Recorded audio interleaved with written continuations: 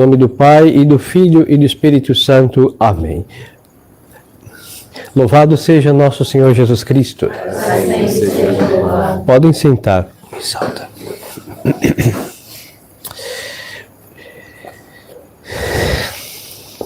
Estimadas almas, hoje é o último dos domingos da contagem regressiva da Quaresma. Quarta-feira já começa a grande Quaresma e nos preparamos para a paixão, morte e ressurreição de nosso Senhor.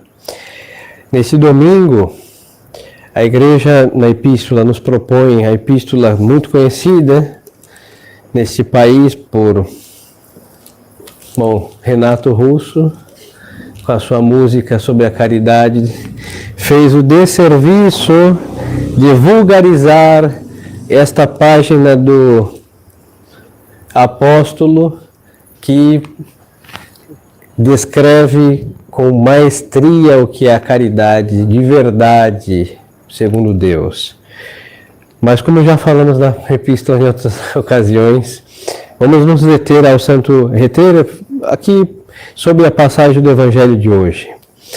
A primeira parte do Evangelho, nosso Senhor chama os seus discípulos e fala que ele vai a Jerusalém, vão prendê-lo, cuspir, flagelar, crucificar. E o Evangelho diz que os apóstolos não entenderam nada. Isso é muito comum no Evangelho, ver que nosso Senhor instrui a multidão e depois instrui particularmente os apóstolos. Tem coisas que nosso Senhor explica para os apóstolos que não explica para a multidão. Mas os apóstolos, tanto as coisas que ouvem que nosso Senhor instrui a multidão, tanto as que nosso Senhor os instrui, eles não entendem. E nosso Senhor, em uma ocasião, diz a gente de cabeça dura, até quando estarei convosco? Uma dessas, nosso Senhor se queixa, não entendem. Mas não entendem, não é porque não são capazes, falando intelectualmente. Eles não entendem porque não querem que aquilo aconteça. Quem tendo nosso Senhor, por isso São Pedro fala, não, não deixarei, quando nosso Senhor fala da sua crucifixão claramente na última ceia. Não deixarei que te façam isso com o Senhor, porque Ele não quer que aconteça. Ver cegos enxergando, paralíticos caminhando, mortos ressuscitando, o Senhor vai morrer? Não, de modo algum. Eles não querem. E o que, em uma ocasião, nosso Senhor disse o que é: retira-te, Satanás. Os teus pensamentos não são como os pensamentos de Deus. Ele disse isso a São Pedro. São Pedro estava olhando com uma visão demasiadamente humana aos planos de Deus Nosso Senhor, por isso não queria que acontecesse. Supostamente, a razão é um bom e excelente ter Nosso Senhor ali vivo, mas se Ele não morresse, não havia redenção para nós. Então, Nosso Senhor exorcizou os pensamentos humanos de São Pedro. Pois então, agora eles não entendem, porque também não querem ver claramente isso acontecendo. Nosso Senhor sendo flagelado, perseguido já era, mas sentenciado por aquele povo. Então, eles não entenderam porque não abriram, junto com a vontade, o seu intelecto para aceitar. Então, não entenderam. Nosso Senhor segue, desce a Jericó. São Gregório Magno, comentando sobre a partir de agora, Jericó quer dizer lua, se interpreta como lua. E quando Nosso Senhor desce a Jericó, representa Nosso Senhor visitando a natureza humana ferida. E é muito interessante, os santos padres interpretaram com maestria. Porque quando Nosso Senhor conta aquela parábola do homem que foi saqueado em Jericó, é Adão que está desmantelado. Foi espoliado, depois alguém vem lá, um samaritano, e leva para a hospedaria. Pois então, agora Nosso Senhor desce a Jericó e vai encontrar um cego. Jericó, lua. A lua oscila nas suas fases.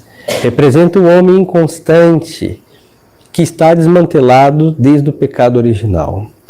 Agora, Nosso Senhor ele é o caminho. E encontra o quê? Uma lua minguada, um homem cego. E este homem começa a ver toda uma multidão que acompanhava o nosso Redentor e pergunta o que está acontecendo. Ele não enxerga, mas ele ouve. Aí nós vamos a São Paulo apóstolo na sua epístola que diz que a fé entra pelo ouvido, pela audição. Por isso nós temos que pregar, por isso nós temos que dar o catecismo.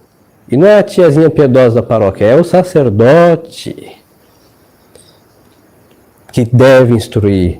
Como diz a Sagrada Escritura lá no profeta, vai dizendo que da boca do sacerdócio se destilará a sabedoria e o temor do Senhor, porque temos que ensinar.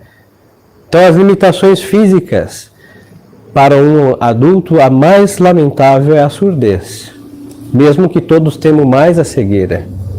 Porque quando a pessoa está com a deficiência visual, o seu ouvido fica aguçadíssimo. É as misericórdias de Deus, porque o homem precisa da instrução, e seja a instrução religiosa ou a instrução do que temos que ser instruídos para viver neste mundo dignamente, ela entra pelo ouvido. Agora, numa criança, é mais daninho ser deficiente visual, auditivo, do que visual, porque precisa ter esse modo de instrução. No adulto, a cegueira é compensada por os outros sentidos, mas o apóstolo tem toda a razão. E como falávamos no catecismo, mesmo em coma, seja ele induzido, seja ele o que for, a pessoa tem a audição, seus sentidos muito apurados, porque é a última misericórdia de Deus. Por isso nós não temos desculpas no juízo de Deus. Deus compensa até as deficiências humanas, fazendo com que um sentido esteja mais aflorado que outro quando um deles vem a falhar. Vex audito. Então este cego estava ouvindo. E quando dizem que é Jesus Nazareno, este cego sabia muito bem quem era Jesus Nazareno. Porque ele começa a gritar: Senhor Jesus, tem piedade de mim.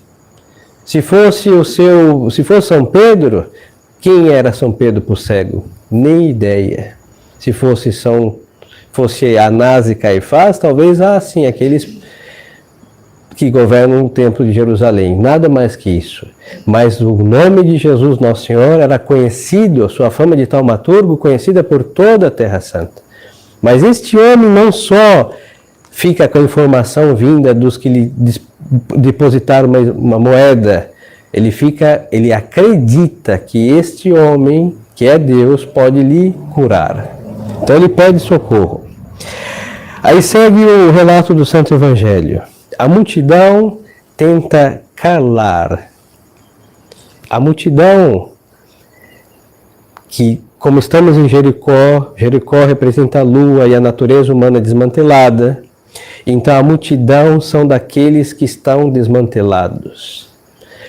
E nós sabemos por experiência própria, o mundo é cego e quem enxerga o mundo quer enfiar o dedo nos nossos olhos assim para que sejamos cegos. Esta é a história do mundo. Eu falo do mundo mundano no sentido moral. O mundo é surdo, então ele quer também arrancar sua potência auditiva. O mundo se arrasta, então ele quer cortar as pernas daquele que caminha. Por isso, esta multidão fala: cala, fica quieto, cala sua boca, para aquele que quer, que grita por Nosso Senhor. Não enxerga, mas grita por Ele. Essa é a história também, da alma que falta a bem-aventurança de fome e sede de justiça. Fome e sede de justiça é não se conformar com as virtudes do momento e ter fome e querer ser mais perfeito, querer ser melhor cada dia.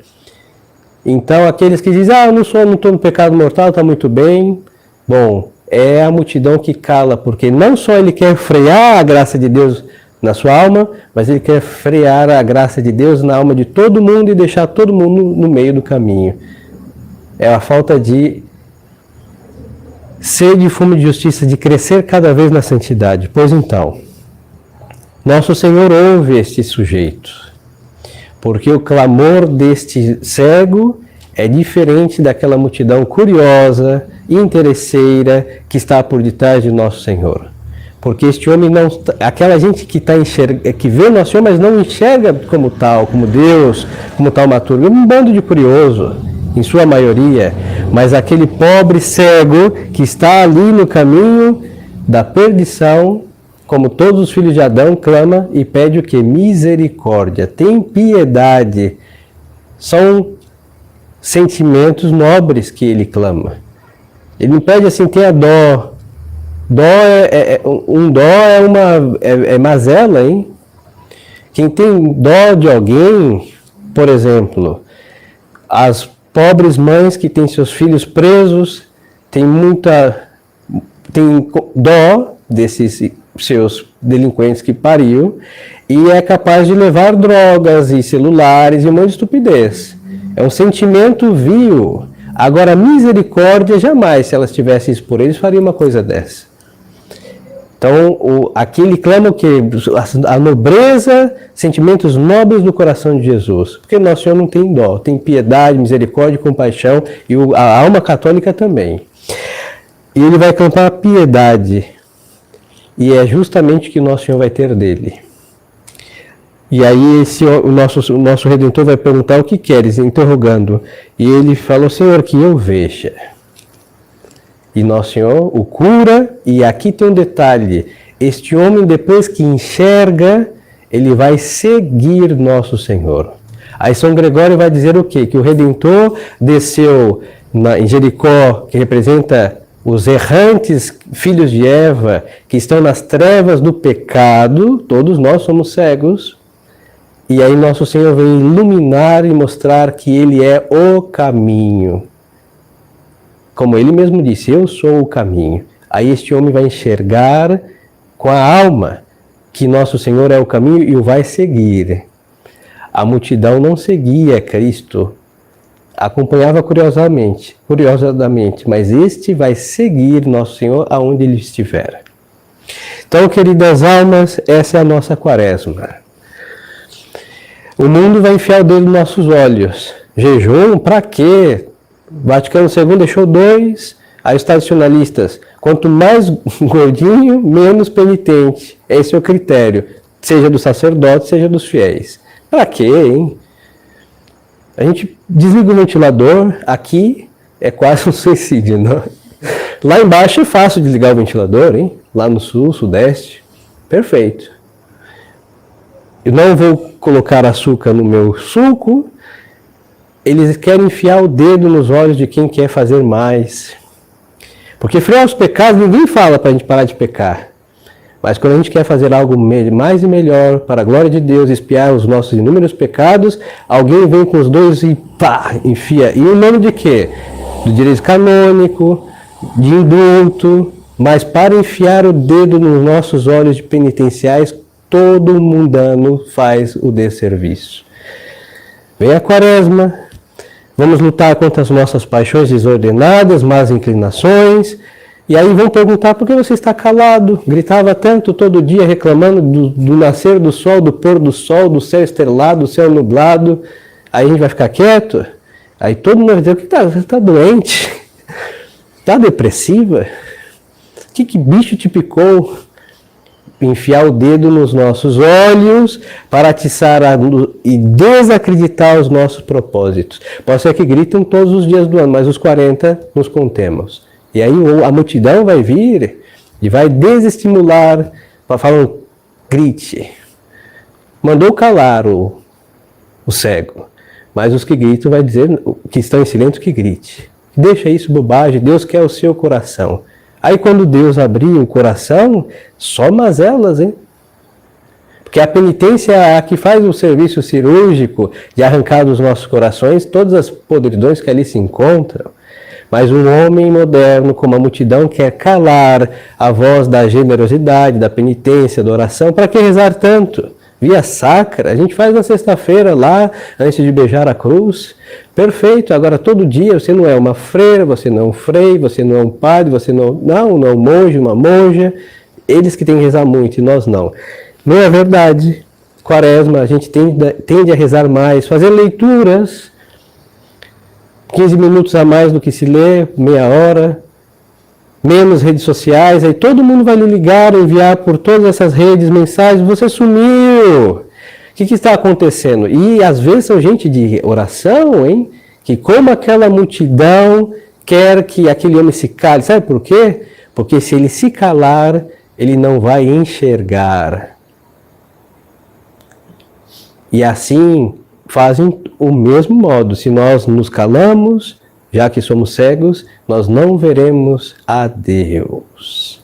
Então, queridas almas, a salvação, como dizia o Beato Eymar, a virtude é algo individual, não é comunitário. Cada um por si, diante de Deus. O que os outros pensam das nossas boas obras, não devemos nos importar, porque por princípio, porque não tem a caridade da epístola de hoje, todos pensam mal de qualquer coisa que fizermos. Todos os filhos de Eva são assim. Então a Quaresma vem nos purificar. Então nós temos que ter o santo propósito, quando alguém vier enfiar o dedo nos nossos olhos, eles não vão conseguir, porque estaremos com os óculos do catecismo, da doutrina católica, dos santos, que para chegar lá também tiveram que fazer como cego e gritar, e viraram o que viraram. E nós devemos virar santos, nos transformar com a graça de Deus, e como dizia São Paulo também, não nos conformar com este mundo. Este mundo quer que todos sejam mazelas, cegos guiando cegos, leprosos cuidando de leprosos, desmantelados com desmantelados, porque este mundo quer estar do jeito que está e ir para o inferno como se encontra, ou pior, daí para pior, mas nunca melhor. Então, diante desse domingo, peçamos a Deus nosso Senhor como o cego. Senhor Jesus Cristo, tem piedade de mim. Agora, para que nosso Senhor tenha piedade, o que eu posso fazer? É os nossos papelzinhos dos propósitos. Eu vou fazer isso. Não é só orações, penitência, me abster de tal coisa, vou ter uma disciplina tal, e para mover a penitência de nosso Senhor, porque esses propósitos devem nos levar a seguir nosso Senhor, que é o caminho, a verdade e a vida. Então peçamos também a intercessão de Maria Santíssima, Nossa Senhora, que ela ilumine nossas almas para sermos generosos e não deixar que a multidão maligna, mundana, tíbia, cheia de assídia, enfie seus dedos e nos deixe mais cego do que somos. Que Nossa Senhora se compadeça de nós. Louvado seja nosso Senhor Jesus Cristo. Em nome do Pai, e do Filho e do Espírito Santo. Amém.